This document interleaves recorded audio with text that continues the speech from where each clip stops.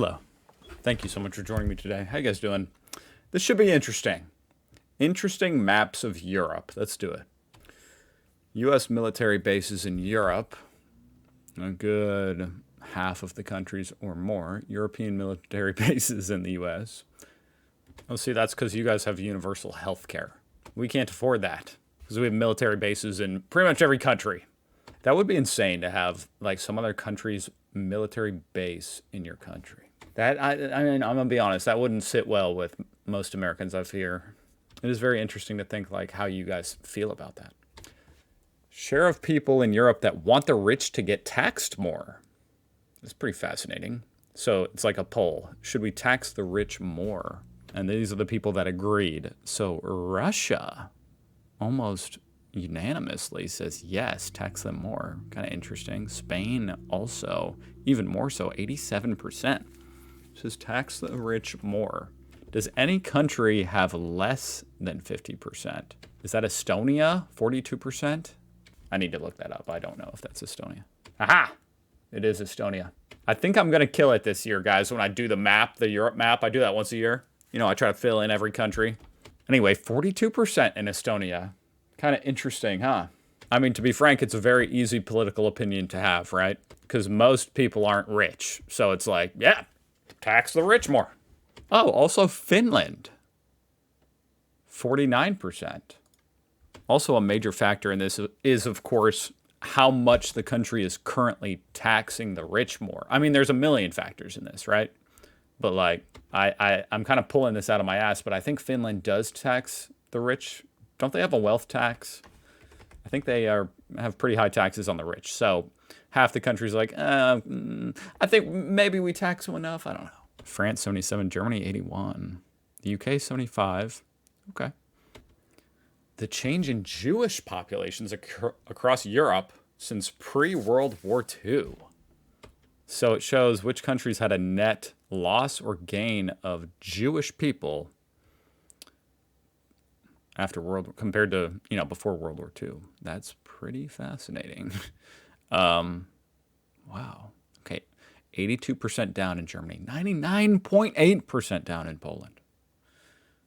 111 up in France, 650% up in Spain. Is that Romania? 99% down. Jeez. And then, what's this, Latvia or Lithuania? It's frickin' Lithuania. But Latvia's right here, 94% down. My God. But then Finland's 130% up. Or I'm sorry, Finland's over here. It's kind of hiding in this one. Sweden, 130% up. Norway, some number percent down. And Finland down. A little bit surprising to me that Italy's only 41% down. The percentages are a little misleading. I think Spain went from very, very, very few Jews to very, very few Jews. Okay, that's interesting.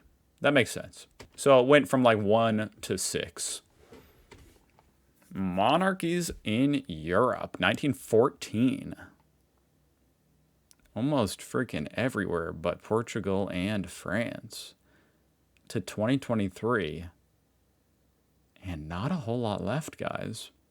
Pretty remarkable. I mean, it's kind of fascinating to me as an American because I'm so far removed from that concept of a monarchy or living under a monarchy. It's kind of fascinating that there's any monarchies in Europe. It'll be interesting to see how this changes over the next 100 years. I mean, I'll be dead, but someone, maybe someone will have downloaded my brain and to like an SD card, and hopefully one of you guys will be alive and you can go find it and let me know.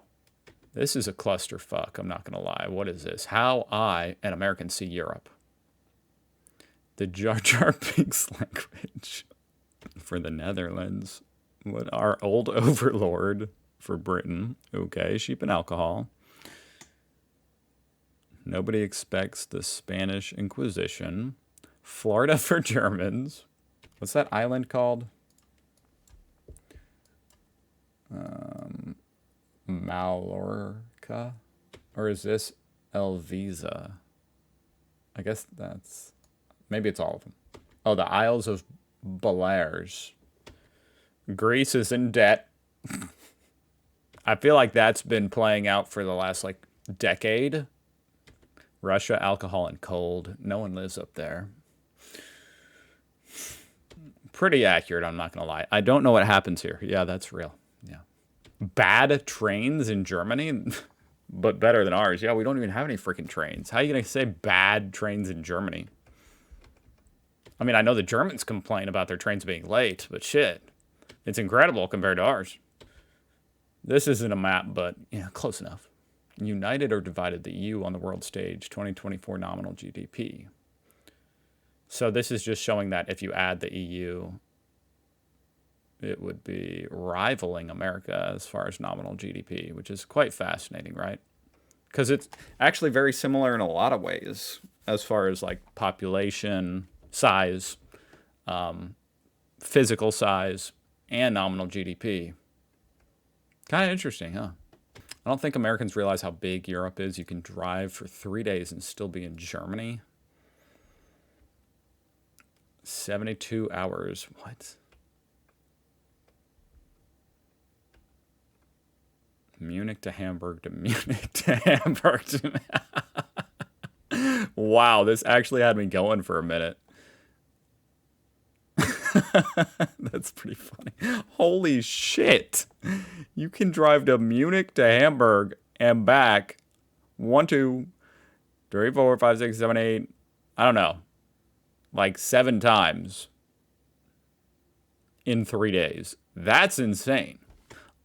I don't think Americans realize how big my house is. If I sit on my sofa for 3 days, I'll still be in my house. Which side would win this hypothetical war? Did your country ever have human zoos? And it's all of Western Europe has had human zoos. What the hell, guys? What does that mean? I'm with Ukraine on this one, guys. WTF. Shout out Ireland, though. And Andorra. I see you. Average age of leaving home. Oh, interesting. This has been raising, certainly here in America. 30 in Spain? 30. 30.1 in Italy. 30.7 in Greece. What the hell? Oh my God. About 24 in Germany. Pretty much the same in France and the UK, 26 in Poland, 27 in Romania, 28 in Turkey, 30 though, 31 in Bosnia, Serbia, dude, that's freaking Serbia, shit, 31 in Slovakia. I mean, be honest, I don't judge if you live with your freaking parents. I think that's probably a smart idea. Like, live with them pretty late, you know? I mean, really, you don't need to move out until you're married. And I mean, you could, I guess you don't have to move out then, but that's probably a good idea. I mean, with that said, it's, I don't know. It's definitely a good life experience to, like, move out and fend for yourself. But financially, unless you're somehow able to buy a house in a place where houses, you know, appreciate, which at least historically, you know, maybe it's too late for that. I guess doing that in 2019 would have been the move. Now no one can afford to do that, right? Europe has less total births, just nominal total births, than the US, despite having 100 million more people. And this is recent. This is as of like 2021 or 2022. It just nosedived. That's concerning, guys. Damn. I'm a little confused because I know you guys are getting jiggy over there in Europe. That's at least, you know, I mean, you're even showing it on TV and stuff. Like, you watch some British freaking reality TV shows, it's crazy what you guys are doing and what they show on the TV. As an American, it's like, good heavens. So how are y'all not getting pregnant? I think you guys are You have too much contraceptives over there. You know, there's a lot of teen pregnancy happening here in America, which is great for our population. But honestly, I mean, it's still going down here in America. I actually didn't realize this number, you know, used to be lower in the 1970s. Now, of course, the total population was way lower back then. So I guess that makes sense. Like the births per capita is way lower than this, huh? But the actual just nominal total births has kind of remained steady in America for like 60 years. Whereas in Europe, I mean, honestly, it's just plummeting for 60 years. You guys used to have way more kids than us. Wow. Child punishments, guys. Is this serious? Is this serious? In the UK, no video games. Spain yelled at. France, no games. Is there a distinction there between video games and games? Germany, no phone. Poland, starvation. And then spanked all across Eastern Europe, of course, of course. And tried and true method. I'm just kidding. But seriously. But I'm just kidding. This map is just made up, huh? Most popular messenger in Europe. I would have thought it was just WhatsApp, like, all the way across. But I guess Telegram obviously makes sense in Russia, but also some Eastern European countries. It's sort of interesting. I mean, Telegram, very privacy-focused, you know. I know WhatsApp, I think, integrated end-to-end privacy as well, and encryption, that is. Fight chat control, guys, in my opinion. It doesn't affect me at all, but I'm just throwing that out there. Hey, why not some random political message in the middle of a maps video, guys? Fight chat control. Anyway, yeah, I always associate WhatsApp with Europe, which I guess it is. It's very dominant in Western Europe. It's honestly bizarre, huh? It's kind of interesting how this is visualized. Like, it visualizes some kind of weird network effects, like a physical network effect. I don't even know what this is. Viber? Never heard of that. Never even heard of that. But weirdly, Messenger. Facebook Messenger. Okay. Okay. Weird. To me, that's weird. I don't know why, but Facebook Messenger is absolutely killing it in like Norway, Sweden, Poland, in this area here. Okay. Cross-platform messaging and calling application. I'm just curious, like, I guess it just looks like any other chat application. Never heard of it. Here's the most important map, guys. P-stars, I'm not going to say that out loud. For YouTube's, you know, they're scanning everything I say, just like chat control. YouTube is. Anyway, per million inhabitants. There we go. 10 in the UK? 70 in the Czech Republic? What? What? Wait, 75 in Hungary? What is going on, y'all? That's amazingly insane. I don't even know what to say about that. Wow. Wow. And I honestly thought 10 was high, just at a cursory glance. I mean, I guess 10 out of a million is... it's not very much. Honestly, 75 out of a million is also not, like, that much. But, geez. It's a whole lot more than anywhere else. Highest temperature ever recorded. As of June 2025, guys. This is pretty recently updated. 40 freaking 9. Did anyone break 50? 47 in Portugal, 48 in Italy, 48 in Greece. Ireland, the highest ever was 33.3. That doesn't even compute to me. I mean, I don't even know what that is. I guess I'll calculate that. I'll translate that to freedom units real quick. 91.4. Damn, that's pretty hot. I mean, I don't know.